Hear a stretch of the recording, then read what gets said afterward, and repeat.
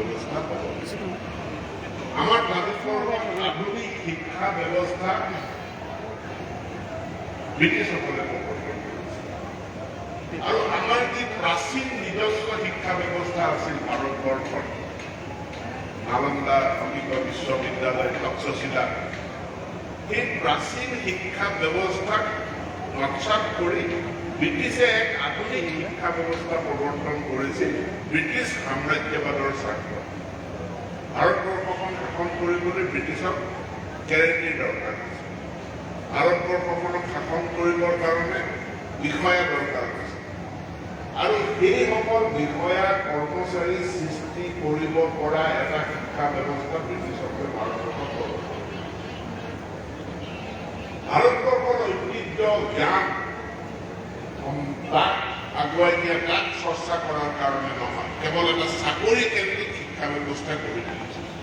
আমি এতিয়া ব্ৰিটিছৰ ঔপনিৱেশিক স্বাৰ্থত বা কলনিয়েল ইণ্টাৰেষ্টত প্ৰৱৰ্তন কৰা চাকৰি কেন্দ্ৰিক এটা শিক্ষা ব্যৱস্থাৰ পৰা এখন জ্ঞান সমৃদ্ধ ভাৰতীয় সমাজ, নলেজ বেছড ভাইব্ৰেণ্ট ছ'চাইটি কেনেকৈ সৃষ্টি কৰিব পৰা যাব, তাৰ কাৰণে এই ৰাষ্ট্ৰীয় শিক্ষা নীতি 2022 গ্ৰহণ কৰা হৈছে আৰু ইয়াক ভাৰতীয় মূলৰ আমাৰ নলেজ চিষ্টেম, আমাৰ লেংগুৱেজ, আমাৰ শিক্ষা পদ্ধতি, সংস্কৃতি, এই গোটেইখিনিৰ ওপৰত গুৰুত্ব প্ৰদান কৰিছে। অন্যান্য বিষয়বিলাকতো গুৰুত্ব আছে, কিন্তু ইয়াত মূলত গুৰুত্ব প্ৰদান কৰিছে আৰু তাৰ কাৰণে আজি ভাৰতবৰ্ষই চিন্তা কৰিছে যে মেডিকেল এডুকেশ্যন ভাৰতীয় ভাষাত ক'ব নোৱাৰে, টেকনিকেল এডুকেশ্যন ভাৰতীয় ভাষাত ক'ব নোৱাৰে আৰু প্ৰত্যেকটো ভাৰতীয়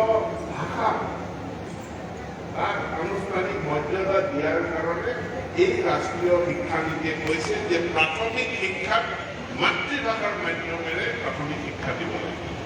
আজি যেতিয়া এই ৰাষ্ট্ৰীয় শিক্ষা নীতি গ্ৰহণ হৈছে, কৰা হ'ল আৰু মই যেতিয়া পঢ়ি চোৱাৰ লগে লগে মোৰ 1974-75 চনলৈ মনত পৰিছে। এইখন অসমৰ ভাষা, অসমৰ ভূমিপুত্ৰ মানুহৰ ভাষা, তাক শিক্ষাৰ মাধ্যম কৰিব লাগে বুলি অসমৰ ৰাইজে আন্দোলন কৰিছে আৰু আজি ৰাষ্ট্ৰীয় শিক্ষা নীতিয়ে কৈছে ন, ভাৰতীয় ভাষা ছাত্ৰ ছাত্ৰীৰ যি ভাষা তেওঁলোকে ঘৰত কথা পাতে, ঘৰত মাকৰ পৰা যিটো ভাষা শিকিছে, সেই ভাষাতে আমি শিক্ষা প্ৰদান কৰাৰ নীতি গ্ৰহণ কৰিছে আৰু এই নীতিয়ে অসমৰ বিভিন্ন অসমৰ নহয় গোটেই ভাৰতবৰ্ষৰ ক্ষুদ্ৰ ক্ষুদ্ৰ জনগোষ্ঠীসমূহৰ ভাষাক বহুত দূৰ আগুৱাই নিব বুলি মোৰ দৃঢ় বিশ্বাস। আৰু তাৰ কাৰণে মই এই নতুন ৰাষ্ট্ৰীয় শিক্ষা নীতি যিসকলে প্ৰণয়ন কৰিছে তেওঁলোককো মোৰ ফালৰ পৰা মই ধন্যবাদ জ্ঞাপন কৰিছোঁ। এতিয়া আমি কাৰ্যকৰী কৰিব লাগিব। ভাষাৰ জ্ঞান, সাধাৰণ জ্ঞান, জ্ঞান সমৃদ্ধ এখন সমাজ সৃষ্টি কৰা সি এটা বিষয় আৰু আমাৰ ছাত্ৰ ছাত্ৰী যুৱক যুৱতীসকলক তেওঁলোকৰ জীৱন সংগ্ৰামৰ কাৰণে, তেওঁলোকৰ এমপ্লয়মেণ্টৰ কাৰণে, তেওঁলোকৰ নিয়োগৰ কাৰণে, তেওঁলোকৰ কৰ্ম সংস্থাপনৰ কাৰণে যোগ্য কৰি তুলিব লাগিব, এইটো অন্য এটা বিষয়। এতিয়া এই দুয়োটা বিষয়ৰ সামঞ্জস্য সাধন কৰিব লাগিব শিক্ষা ব্যৱস্থা। তো শিক্ষা ব্যৱস্থাই নলেজ দিয়াৰ লগে লগে ছাত্ৰ ছাত্ৰীজনক নিয়োগৰ কাৰণে উপযুক্ত কৰিব,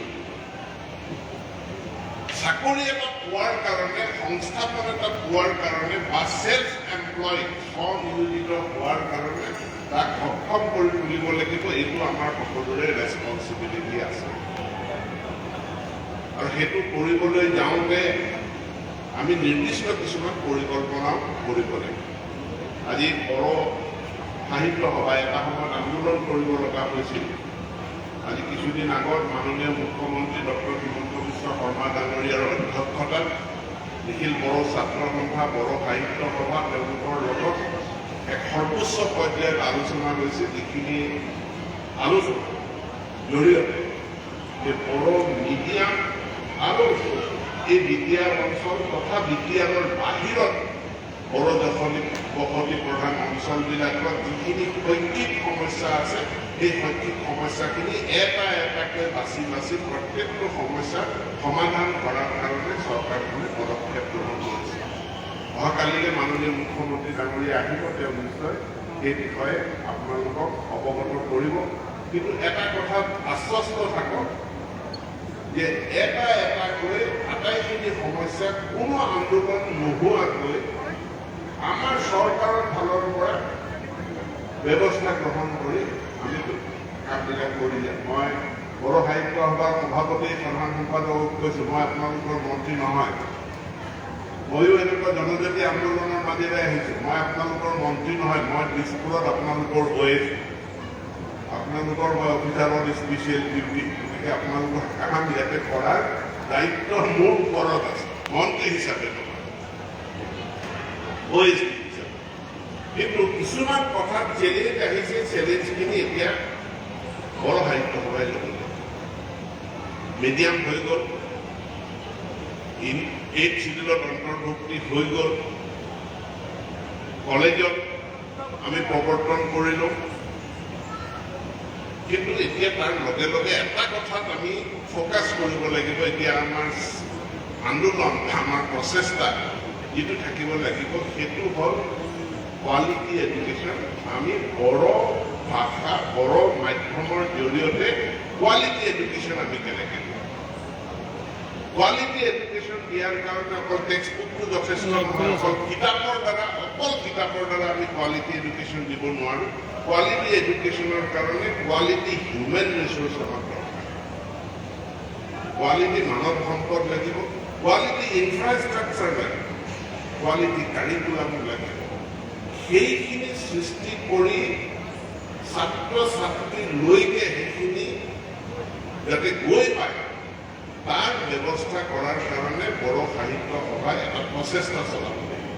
বড়ো সাহিত্য সভাই যদি এই কামখিনি চৰকাৰক এৰি দিয়ে, কেইজনমান চৰকাৰৰ বিষয়া কৰ্মচাৰীৰ ওপৰত যদি এৰি দিয়ে বা কেইজনমান শিক্ষকৰ ওপৰত এৰি দিয়ে যে আমাৰ কাম স্বীকৃতি আনি দিয়াটো আছিলে, আমি কৰি দিলোঁ, আমাৰ কাম স্কুলৰ প্ৰভিঞ্চিয়েলাইজ কৰাৰ কাৰণে আছিলে, প্ৰভিঞ্চিয়েলাইজ আমি কৰি দিলোঁ, এতিয়া বাকীখিনি তহঁতে কৰ বুলি এৰি দিলে কিন্তু আমাৰ কাৰণে কিছু বিপদ আহিব।